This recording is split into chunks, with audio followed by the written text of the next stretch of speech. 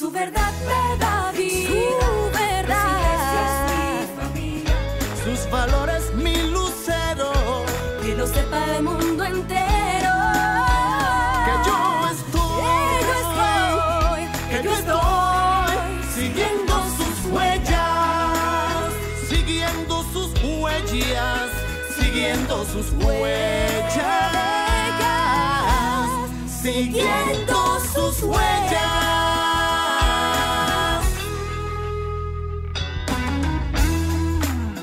Tomad, esto es mi cuerpo. Bebed, esta es mi sangre de la alianza, que será derramada por muchos. Palabra de Dios. Corpus Christi, cuerpo que da vida eterna, sangre derramada por muchos. Sean todos bienvenidos a Siguiendo sus huellas. La paz, el amor y la gracia que trae nuestro Señor Jesucristo llegue a cada uno de sus hogares. Bienvenido, Benito. Bienvenida, Vivian, querida. Sangre derramada por muchos. Hoy no mesuramos el sacrificio del Señor en la justa medida. Cuando estamos en la Eucaristía y vemos que nos ofrecen de manera gratuita, sin un sacrificio, en medio de comodidades, y caminamos y vamos al altar para recibir ese cuerpo que por muchos siglos ha derramado la humanidad, el creyente, el cristiano, el devoto de Cristo Jesús, sangre para que esa fe sea permanente y sea venerada en su justa medida, y nosotros no lo apreciamos como debe ser, es algo que debemos poner ahora mismo en tela de juicio en nuestro ser. ¿Estoy yo dándole el valor real, auténtico? ¿Estoy dignificando yo el cuerpo de Cristo? Ese cuerpo que hace 2000 tantos años se dio a mí, se sacrificó ese Señor Jesús, ese Dios hecho hombre por mí. ¿Le estoy dando yo el significado, la dignidad que yo debo tener para recibirlo? ¿O estoy viendo el celularcito en medio de la misa? ¿O estoy viendo quién vino, quién no vino a la parroquia y no me estoy enfocando que en ese altar está la divina presencia del Dios vivo, trino? Veamos hoy un programa que trata de solamente llamar la atención a esos sentidos, de que veamos que el Corpus Christi, el cuerpo de Cristo, la divina presencia de Dios, se nos regala en cada oportunidad. Ya puede ser diario, no son 3 veces al día yo puedo ir a misa, solamente una, pero es maravilloso cuando yo puedo comulgar 2 veces en un mismo día, recibir el cuerpo de Cristo, si soy digno, si soy apto. Es un regalo que recibo. Veamos un programa que trata de hacer hincapié a mi corazón del por qué yo debo apreciar en su justa medida lo que es el sacrificio de tantos a favor mío. Recientemente, el jueves pasado, celebramos la solemnidad del cuerpo y la sangre de Cristo. Muchas personas lo que hacen es un puentecito, ¿verdad? Y se van de fin de semana. Y básicamente la iglesia ha separado ese día para darle la importancia, para que nos recordemos, como decía Benito, de lo importante de que Jesús dijo: yo soy el pan de vida bajado del cielo. Promete la vida eterna a quien come su carne y bebe su sangre. Tú estabas dirigiendo lo que estabas comentando al pueblo católico, ¿verdad? El que está supuesto a ir a misa mínimo en domingo, el que tiene que confesarse con frecuencia para poder estar preparado para comulgar. Pero yo quiero hablarle al que no entiende lo que está... El que debe cuidarse del pecado. Así es. Yo le quiero hablar al que no entiende qué está ocurriendo allí. Esa locura, como decía San Pablo, de qué es eso de un cuerpo, una sangre que se da por nosotros, que se lo comen, que lo consagra un sacerdote. ¿Qué está pasando en ese altar? O sea, hay, y sobre todo, por ejemplo, personas que son cristianas no católicas. Y yo les invito a escudriñar la palabra, porque el Señor fue muy claro en todo lo que dijo. Todo está muy claro allí, pero a veces no lo entendemos. El padre David Soriano nos acompaña en el día de hoy en el segmento Sin Rodeos, precisamente. Él va a hablar de ese tema sin rodeos para que usted entienda de qué se trata ese cuerpo que nos promete la vida eterna cuando comulgamos con Cristo, cuando nacemos uno con Cristo. Y esa sangre que fue derramada por tus pecados, por los míos, por los de las generaciones futuras, y las generaciones pasadas. Este programa está dedicado a eso, pero también tenemos un segmento muy especial que tocamos un poquito la parte social, de 10 cosas que un padre debe decirle a su hijo, 10 cosas que un hijo necesita de su padre, más bien. Sabemos que muchas de las razones por las que se delinque es por la falta de una figura paterna. Y el padre Ángel Espinosa de los Monteros, que sabe hablar muy claro y llano, como yo siempre digo, nos robamos un poquito el segmento de él y vamos a hablar sobre eso. En 5 minutos yo lo vi como 10 veces, para adelante y para atrás, para adelante y para atrás. Dios les bendiga, les regale una vida fructífera y hoy agarre a su familia, váyase a la Santa Eucaristía, disfrútenla, miren ese altar y pídanle al Señor Jesús que more con ustedes, que sea la pata que falta en esa mesa. Dios les bendiga mucho.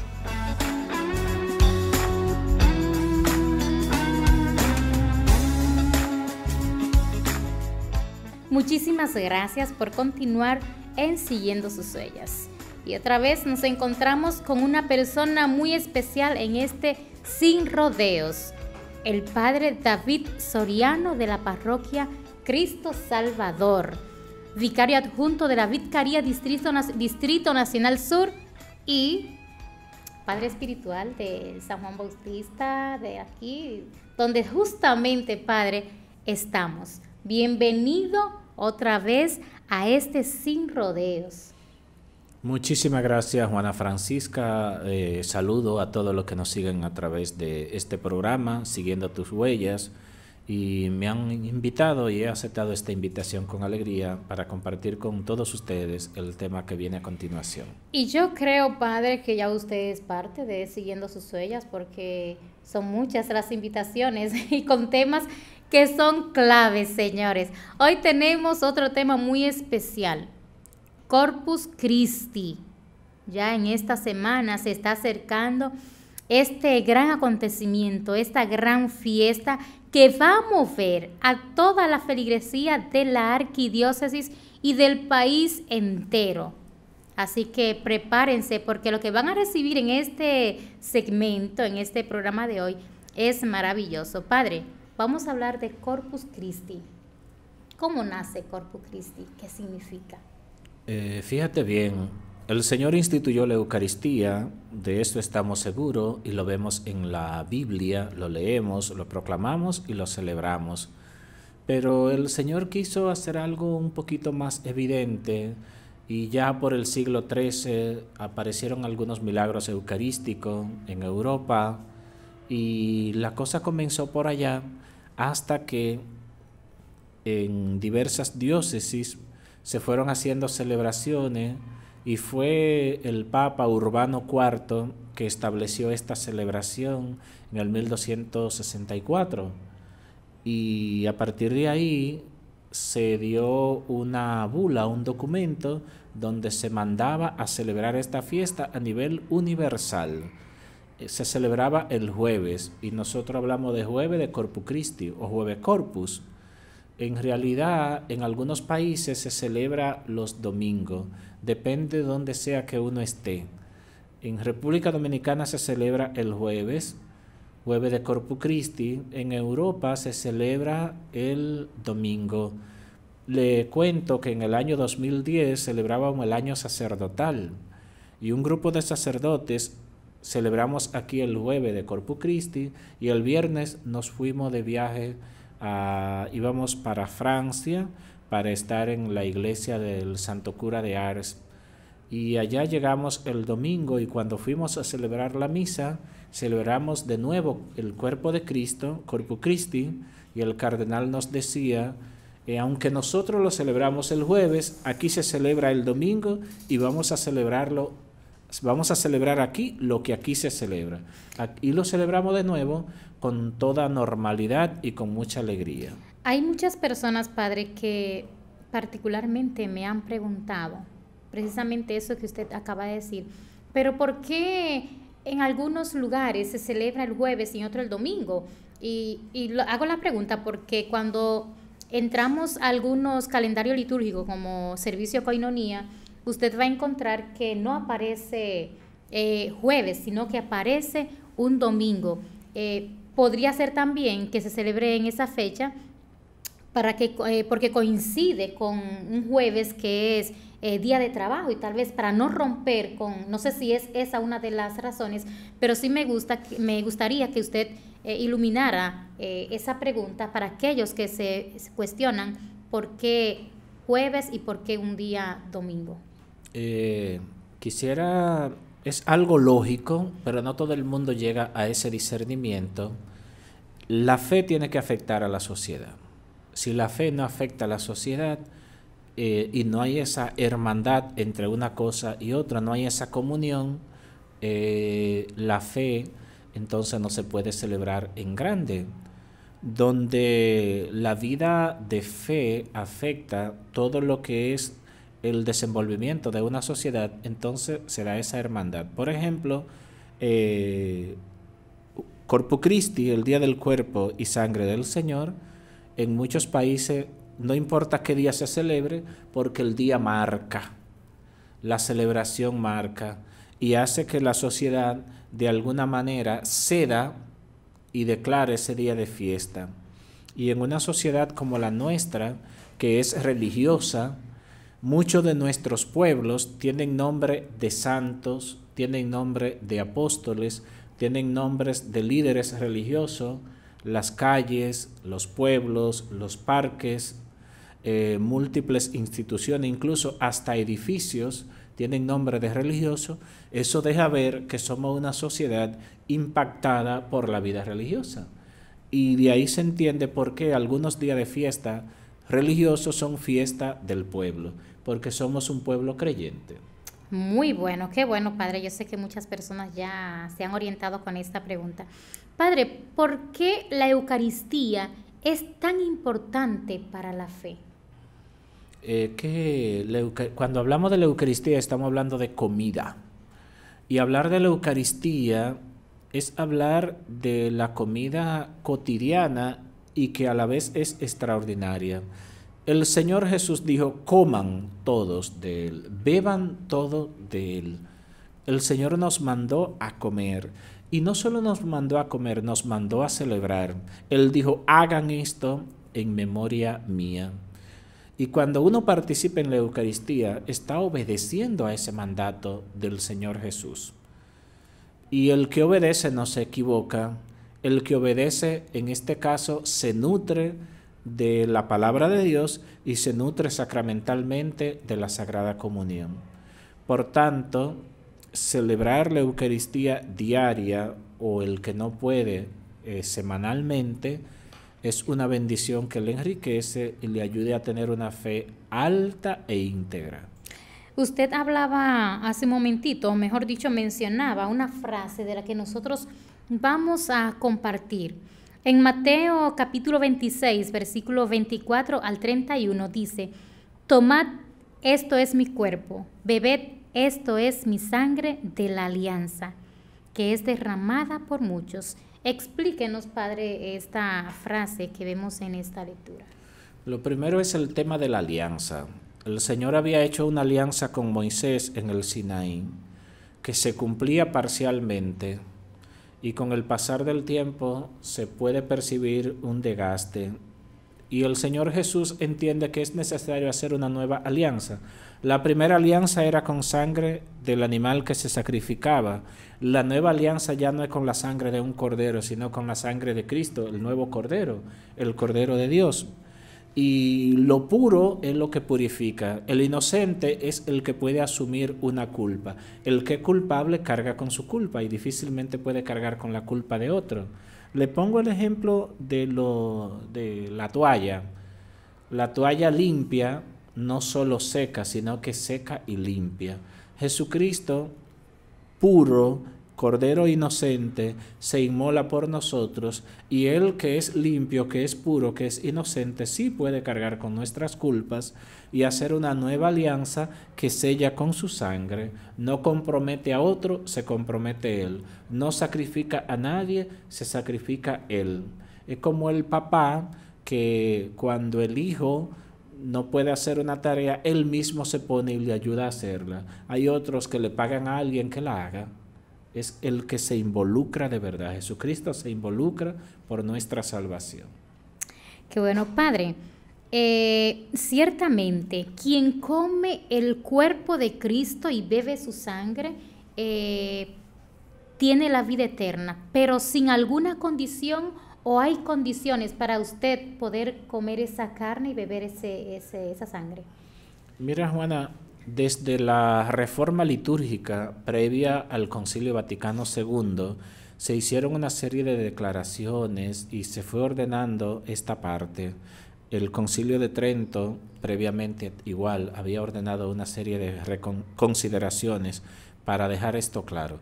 El que va a comulgar se le pide que haga una abstinencia de comer y beber mínimo 1 hora antes. Ahora bien, si la persona está en alguna condición de salud, y dígase que tenga un tratamiento médico, que tenga que tomarse una pastilla o una medicina, hay quienes la tienen por hora, a veces cada 2 horas, cada media hora, dependiendo. En ese caso, el que tiene una condición de salud está exento de este compromiso. Otro de los requisitos es que esté en gracia de Dios, que se haya confesado. La Iglesia manda a que uno se confiese por lo menos 1 vez al año. El que tiene vida activa, se recomienda que se confiese aunque sea mensual. Confesarse 1 vez al mes es razonable porque vivimos en un mundo muy convulso, con muchos movimientos, con muchas tentaciones, y es necesario confesarse porque en alguna caemos, y por eso es necesario confesarnos para poder comulgar en gracia. Entonces, el ayuno eucarístico, estar en gracia de Dios y previamente recibir una formación para, a la hora de usted acercarse a la comunión, saber plenamente lo que está recibiendo. Por eso la catequesis prebautismal para este sacramento. Padre, ¿y qué pasa con esas personas que, imaginemos que no pueden comulgar por cualquiera de las situaciones? ¿Qué pasa con ellos cuando van a su misa, llegan a tiempo, hicieron su ayuno y todo eso, pero hay una condición de que ellos no pueden comulgar? ¿Qué pasa con esa alma de esa persona que no puede recibir ese cuerpo y esa sangre de Cristo? La gracia de Dios se da sacramentalmente y se da espiritualmente. En mayor proporción cuando uno la recibe sacramentalmente, en gracia de Dios. Hay quienes tienen situaciones por las que no pueden comulgar. Imagínate, uno que lleva una vida de pareja y a veces por cuestiones legales, canónicas o de mera libertad, no se han casado. Una pareja se casó por la iglesia, el matrimonio no le funcionó, hubo problemas, se separó y después se casa de nuevo, tiene una situación pendiente de su primer matrimonio, no puede acercarse a comulgar. Lo que hacemos es que le damos una bendición en lugar de la comunión, sencilla, una bendición normal. El ideal sería que todos comulguen. Me gustaría poner un ejemplo, si me permite. Claro que sí. Imagínate que hay que recorrer 10 kilómetros, hay quienes van a pie, hay algunos que van en bicicleta y otros van en auto. Se supone que el que va en auto va a llegar mejor y puede llegar más rápido y más seguro. El que va a pie puede recibir el bochorno del sol, la lluvia o cualquier situación que le pase en el camino. Sí. El que va en bicicleta se ejercita y va a llegar, pero probablemente llegue sudado, llegue tarde y cualquier cosa puede pasar. Por tanto, el que está en gracia de Dios llega en mejores condiciones y tiene mayor posibilidad si sabe aprovecharla. Lo que quisiera es que todos puedan aprovechar la Eucaristía para que puedan vivir esa comunión con Cristo. La gracia de la Eucaristía es vivir en santa comunión.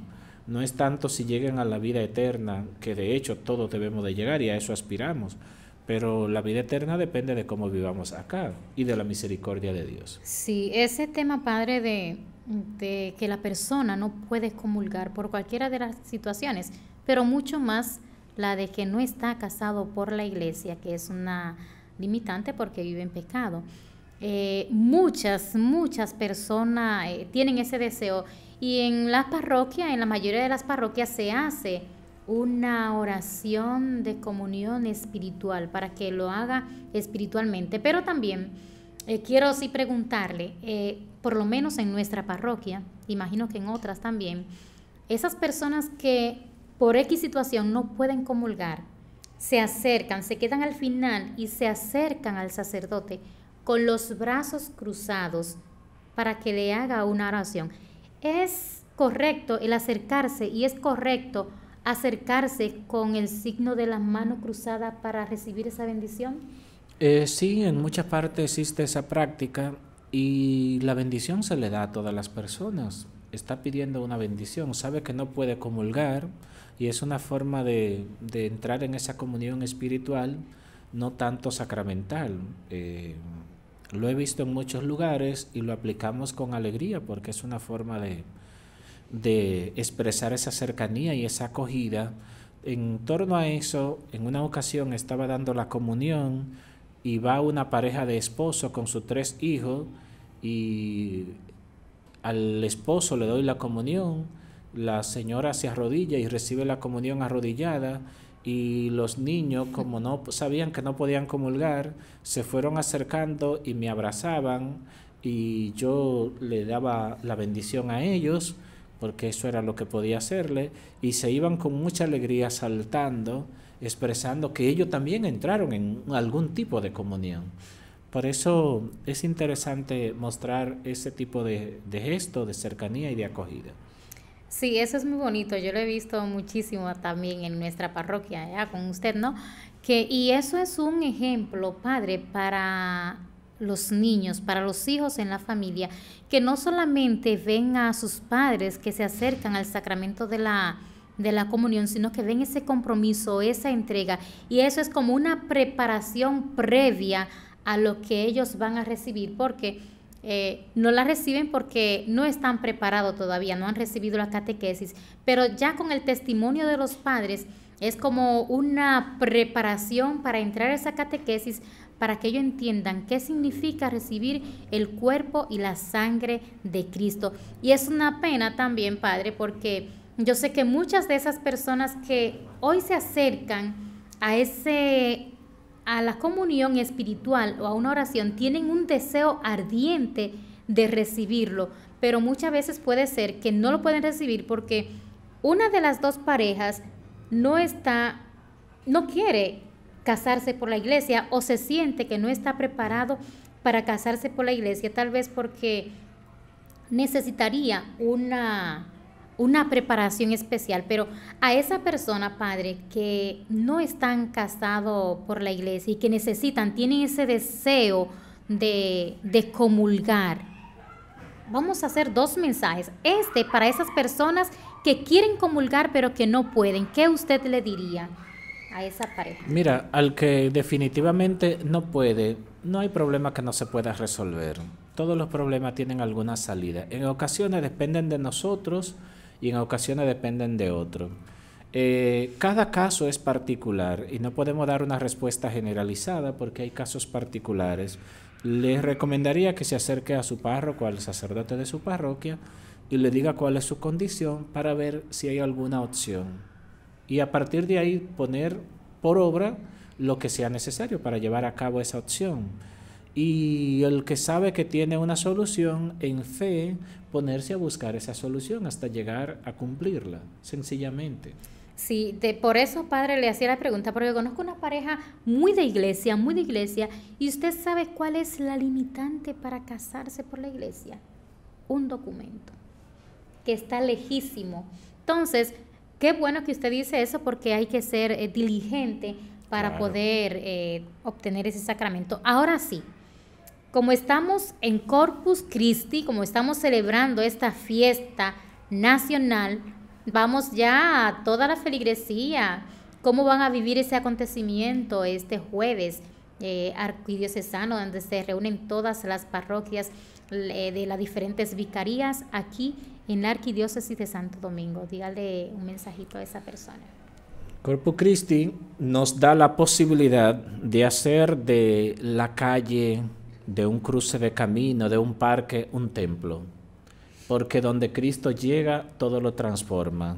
Imagínese usted un parque, un estadio, un lugar grande, donde a veces se hacen conciertos o actividades de otra naturaleza. Cuando Cristo llega, Cristo lo hace santo, y es la oportunidad de hacer del caminar, hacer un espacio sagrado, una actividad sagrada, caminar con Cristo, Jesucristo que es el camino, y presente en la Eucaristía nos invita a caminar con Él. Juan Pablo II introdujo esa procesión del cuerpo de Cristo y nosotros la vamos a aprovechar como un medio de santificación. Camina con Cristo, contémplalo y quedarás radiante, su rostro no se avergonzará, así dice el Salmo, y luego trata de entrar en esa comunión visual a través de Jesús presente en la hostia. Y Dios te bendecirá y algo bueno hará contigo. Muchísimas gracias, Padre David. Qué bueno poder contar con usted con este tema tan importante de Corpus Christi, que es Corpus Christi, y tantos elementos, las personas que pueden comulgar, qué hacer para eso. Nosotros en Siguiendo Sus Huellas tenemos muchísimo más. No se mueva que venimos con más de Siguiendo Sus Huellas.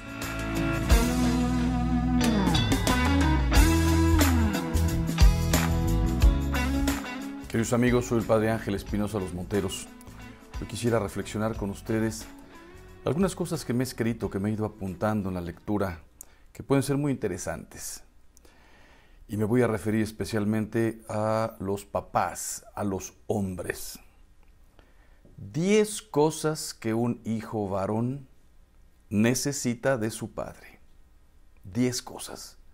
Ojalá te las apuntes en el corazón. Mientras vas escuchando esta reflexión, escríbelas, ponlas en una hoja, velas hasta que te las grabes, porque la importancia de ser un buen padre hoy es más grande que nunca, que nunca. ¿Por qué? Por la cantidad de redes sociales, la cantidad de influencias, la cantidad de cosas que tienen hoy los niños a su disposición. Antes tenían los consejos del padre y de la madre. Ahora, en este mundo tan cambiante, cualquiera se puede meter al corazón de tus hijos a través de una tablet, a través de un celular. Y por tanto, ¿cómo tiene que ser hoy un padre, especialmente con su hijo varón? 10 cosas. Primera, transmitirle una auténtica imagen paterna. Muchos no consideran la imagen paterna realmente importante, pero se equivocan. Siempre decimos la madre es la madre, y es verdad, es importantísimo el Día de las Madres en todo el mundo, y el Día del Padre como que está descuidada un poquito. La imagen del padre, el padre está en la calle trabajando la mayoría de las veces, hoy también la mujer trabaja, pero se le confía más a la madre la educación de los hijos. El niño necesita identificarse con alguien de su mismo sexo, debido que de ahí parte la construcción de su misma identidad. Segundo, un héroe digno de imitar. Yo quiero ser como mi papá, así decíamos todos de chiquitos.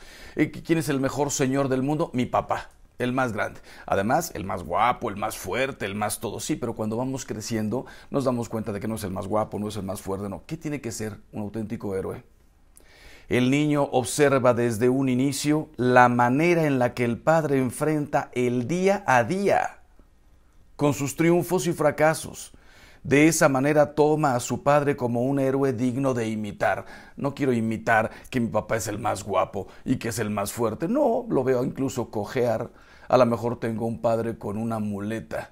Lo importante no es que sea el hombre más fuerte del mundo. Hasta una cierta edad te permito que digas que tu papá es Superman. Después tiene que salir el verdadero héroe que hay ahí dentro. No falta al trabajo, cumple con todo. Cómo trata a mi mamá, no nos da educación, nos manda al colegio, me pagó la carrera. Un auténtico héroe. Sale por la mañana a trabajar, es un hombre honrado, justo. Tercero, un educador con valores. La casa es la primera escuela para los hijos y los padres los primeros maestros. De papá se aprende el respeto, la caridad, la honestidad. Los hijos siempre están viendo cómo papá actúa para hacerlo igual. Qué importante. Hoy que en tantos países del mundo se ha metido la idea de que los educadores son los gobernantes, el colegio, la maestra. Esos son encargados de que se cumplan ciertas leyes y de que aprendas ciertos datos, matemáticas, esto, el otro. Qué bueno que una maestra además siempre te diga la verdad y que sea muy honesta y que sea muy caritativa. Pero mis únicos maestros, de verdad, son mis padres. Y los hijos varones, ¿cómo se fijan en el papá? Cuarto, amor. Como todo niño, necesita abrazos, caricias, juegos, besos, atención de papá. Su hijo necesita saber que es amado no solo con palabras, sino con las demostraciones afectivas. En alguna ocasión escuché: el mejor collar que puede tener una mujer en su pecho son los brazos de su hijo. Podríamos decir lo mismo del papá. El papá tiene que enseñar a los hombres, también a las mujeres, pero estamos hablando hoy especialmente de los hombres, a ser cariñosos. Y eso no se aprende con palabras. Nunca olvidaré cuando me dijo, yo atiendo problemas conyugales, me dice una señora: mi marido nunca me dice que me quiere.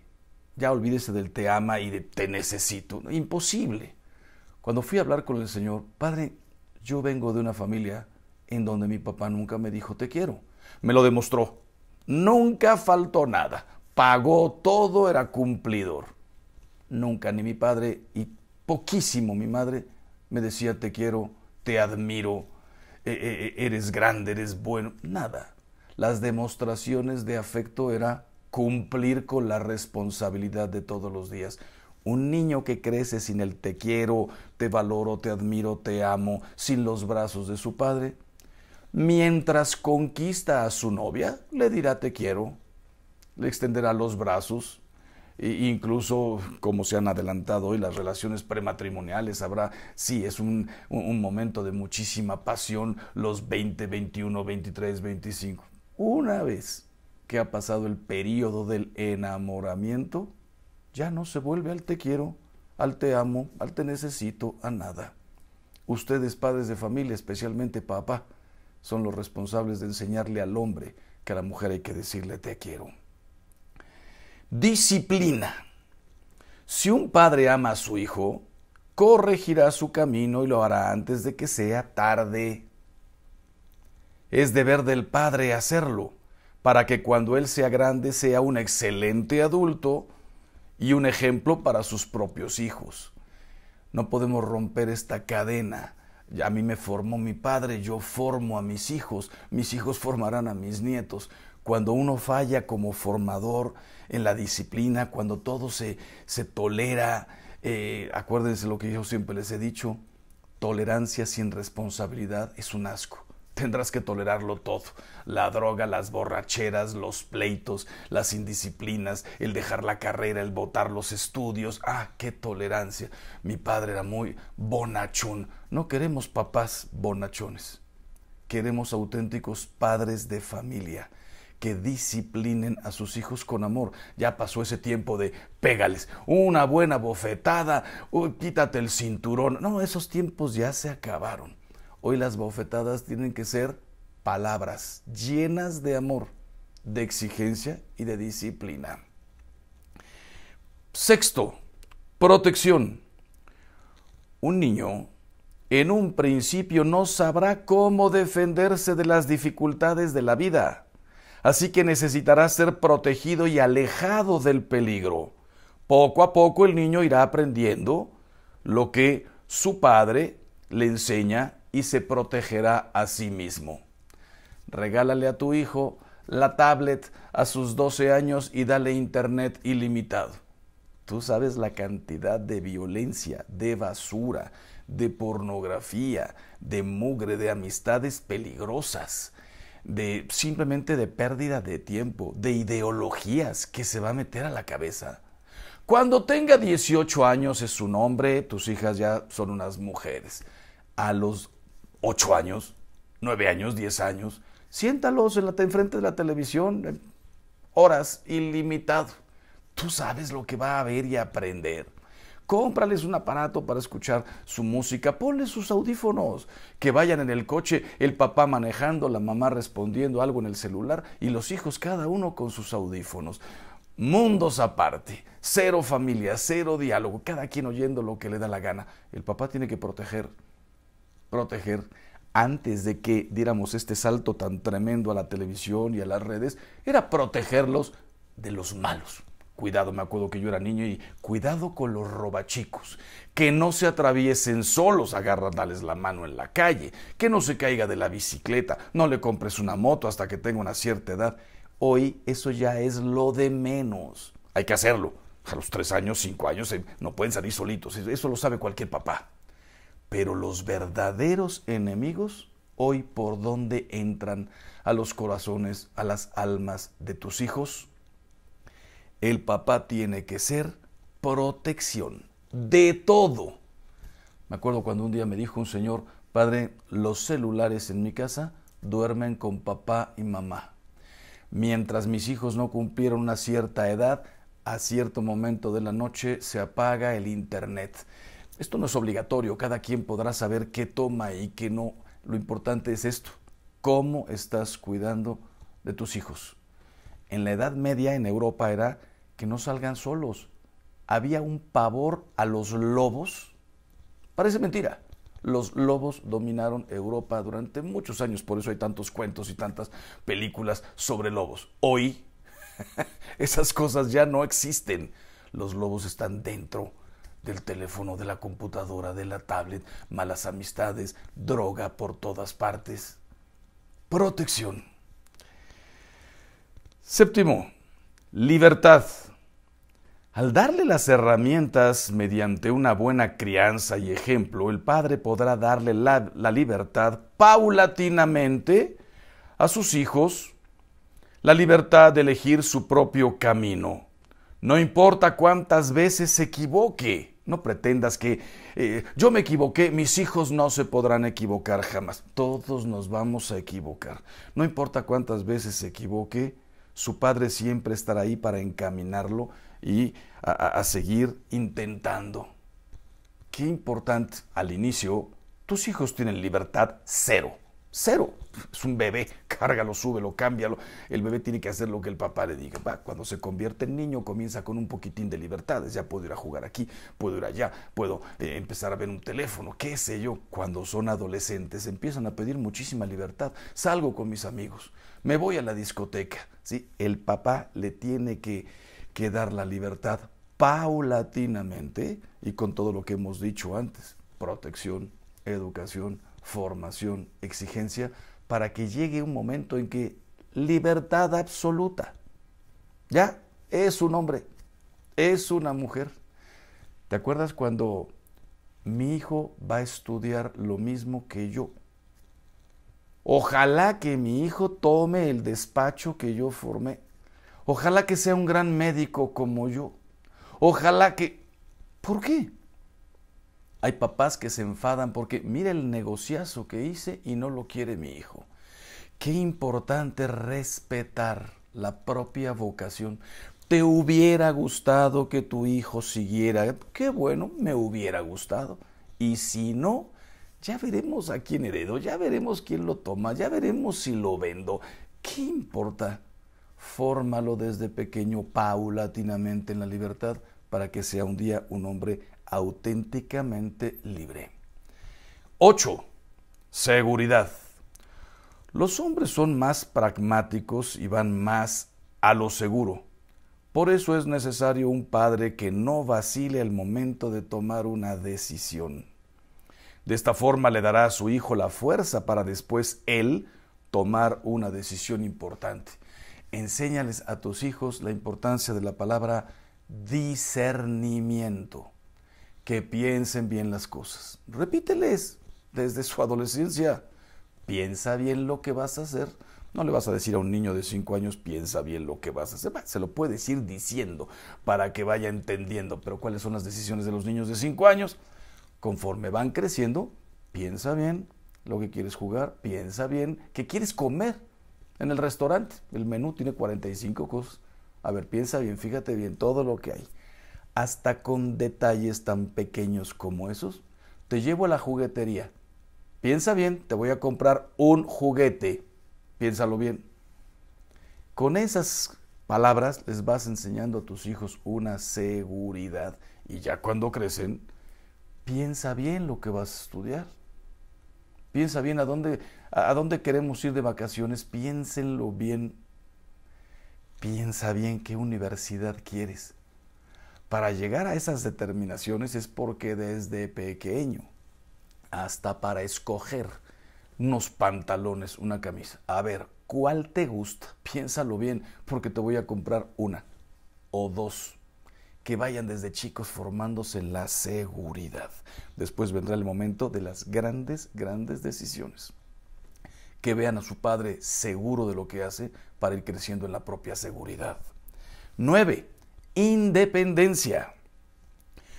Un buen padre debe enseñar a su hijo desde pequeño a hacerse cargo de ciertas labores, tomando en cuenta su edad y capacidades. Poco a poco, darle más responsabilidad y que de esta forma aprenda a valerse por sí mismo. Imagínate cuando hasta el helado lo escoge la mamá o el papá. Hasta el helado. ¿De qué me lo vas a dar, papi? Escoge tú. ¿Qué te gusta? No sé, decide. Estos 2 pantalones, ¿cuál está mejor, papá? ¿Cuál te gusta a ti? Decide. Se forma un hijo en la independencia desde los 5 años. Desde los 5 años. Y cuando te sabes meter en su cuarto, arregla tu cuarto.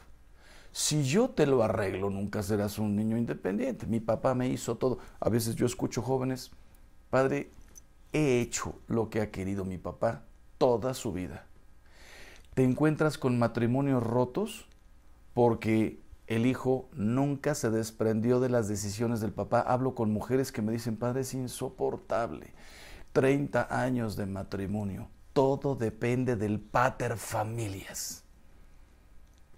Todo depende de lo que diga ese señor que ya tiene 75, 80 años. Mi marido no da un paso si no lo aprueba su papá. ¡Qué tragedia! ¿Dónde comenzó eso? Al contrario, siéntete feliz de ir logrando una independencia en tus hijos. Enséñalo a montar en bicicleta y ya que vaya solito. Enséñalo a manejar. Ya tiene que manejar solito. Enséñalo a escoger las cosas que quiere, ayúdalo a decidir qué va a estudiar, pero déjalo independencia. Un día tiene que ser un hombre totalmente, y lo podríamos decir también de la mujer, independiente.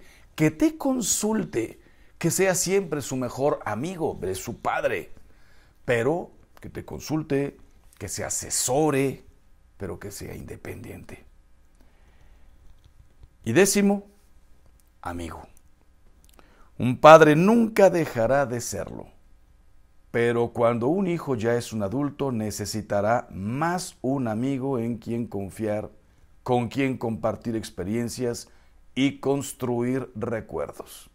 Siempre será su ejemplo a seguir y aun cuando ya no estés, tus enseñanzas seguirán con él. Aquí hay que tener mucho cuidado. Hay papás, y podríamos decir también mamás, que quieren ser el mejor amigo de sus hijos desde chiquitos. No. Cuando son chiquitos no eres su amigo. Eres su padre. Eres su modelo, su ejemplo, su protector. Eres todo para él. Si haces bien las cosas, de grande serás su mejor amigo. En cambio, trata de ser su mejor amigo de chiquito. A los 5 años, a los 7 años, a los 10 años. Tu hijo tiene amiguitos por todas partes. Sus amiguitos no son sus formadores. Si quieres ser amigo toda la vida de tus hijos, primero tienes que ser su padre, su gran formador. Después vendrá el momento de gozar de su amistad. Queridos padres de familia, no es fácil, no es fácil. Me encantaría decirles, miren qué sencillo. Sí, qué sencillo es explicarlo. Qué difícil, porque tus hijos tienen su propia libertad, su carácter. Hay hijos más nobles, hay hijos complicadísimos, hay hijos con capacidades especiales, hay hijos con problemitas, hay hijos, hay de todo. Entonces, ¿qué fácil se explica esto? Qué fácil lo expliqué. A la hora de aplicarlo, a la hora de vivirlo, tienes que ser un auténtico maestro. Así que termino con esto. Podría ser el 11º consejo. Tienes que estar muy cerca de Dios. Dios es Padre. Dios es todo lo que acabo de decir. Tienes que estar muy cerca de Dios. Tienes que consultar tu conciencia, que Dios la ilumina. ¿Qué le dijo? Mi hijo acaba de hacer una trastada. Antes eran 2 bofetadas. Ya no, eso no existe. Castigos horribles, humillaciones, correcciones en público. No, eso ya se acabó. ¿Qué le digo? Dios mío, ilumíname. Voy a hablar hoy con mi hijo. Está saliendo con una muchachita que no me gusta, no tiene los valores que tenemos nosotros. No es mala, no la juzgo, la veo incompatible. Veo que es una cosa meramente pasional. Veo que solamente piensa en el dinero. Veo que... ¿Qué le digo? Agárrate de Dios, porque estamos hablando de una de las más grandes responsabilidades que hay en tu vida. Primero, amar a tu marido, amar a tu mujer. Segundo, formar a tus hijos.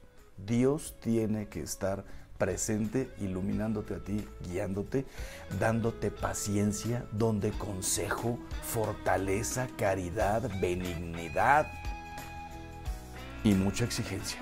Queridos amigos, hagamos todo el bien que podamos. Felicidades a todos los que son papás y que Dios los bendiga siempre.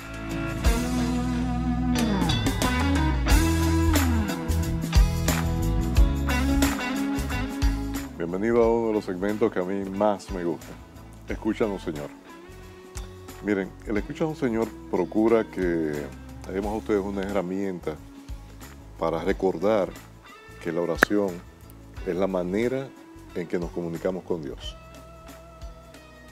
Procuremos decirle, Papá Dios, en cada día, en cada hora, en cada minuto, estoy agradecido de ti por esto que tú me has dado. Estoy agradecido de ti por las cosas que vendrán. Estoy agradecido de ti por la vida, por mi familia, por las cosas que no he recibido. Y este momento va para eso, para que podamos intimar con el Señor por medio de esa herramienta preciosa que es la oración. Amadísimo Padre Dios, hoy te damos gracias por la bendición de tu presencia en nuestras vidas. Te queremos agradecer, Señor, porque tú eres maravilloso.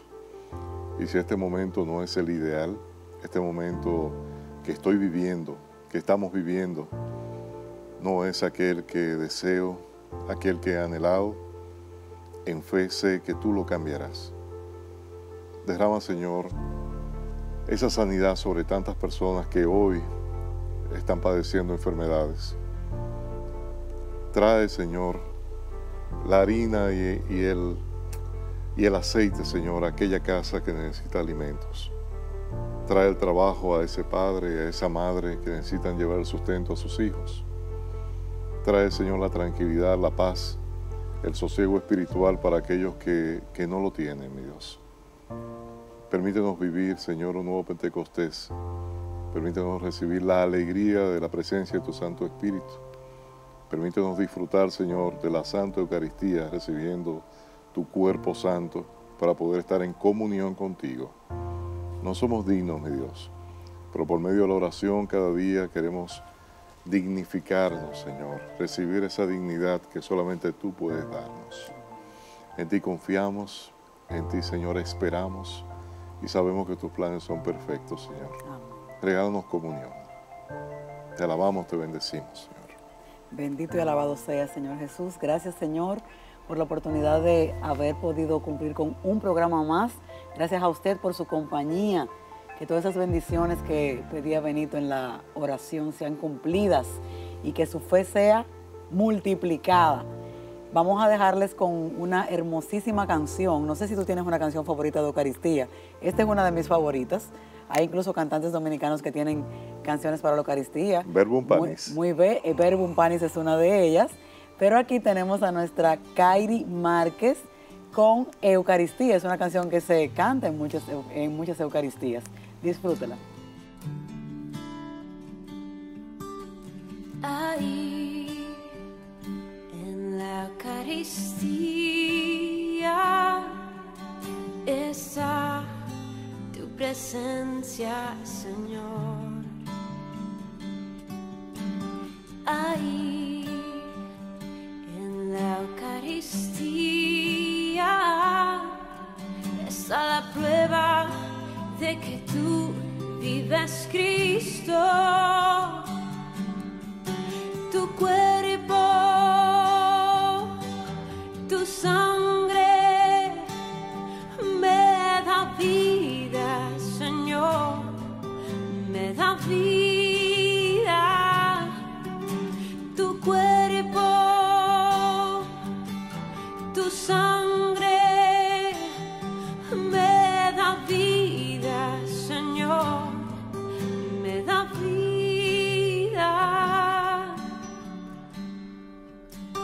Ahí en la Eucaristía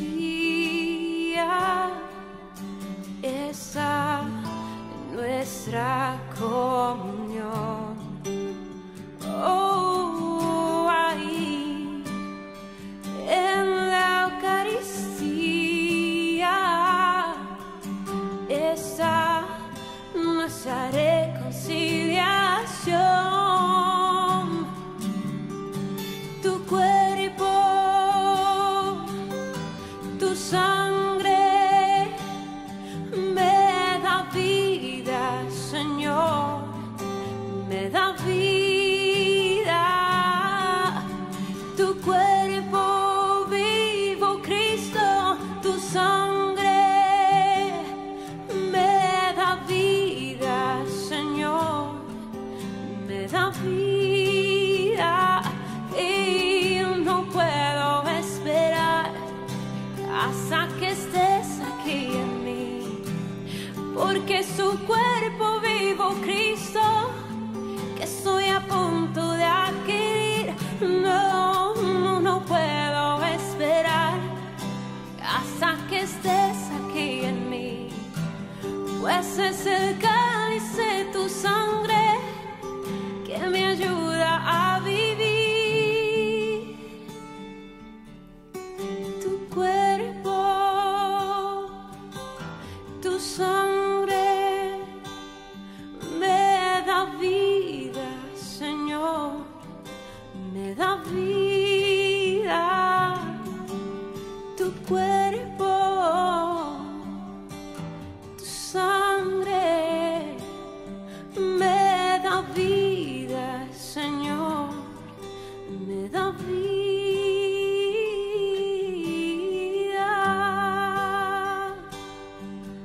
Oh, sí, oh, Padre.